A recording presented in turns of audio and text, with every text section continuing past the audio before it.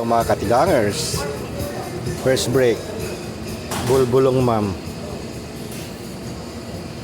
rekrack. Ito nahin ko ito. Ito yung sound of the day. Pansit. Ano pa nga ito? Looming. Kasi malalaki yung ano niya eh.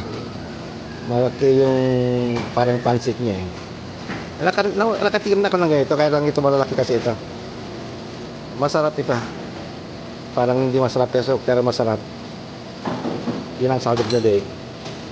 Yung croutons mo andyan, yung olive mo andyan din, yung rekrack ng kapitbahay mo andyan, yung cucumber, yung beets, yung natatakpan na ano ay yung dried cranberries, grated cheese, at saka yung itlog natin lahat. Ito yung ano, yung squash seeds siguro yan.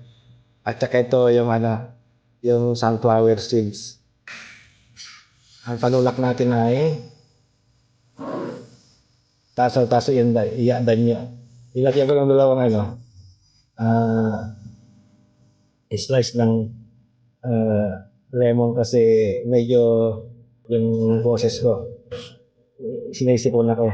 Kasi yung mag-change ng ano, ng weather, sisipunin ako. Kasi ang malamig sa gabi.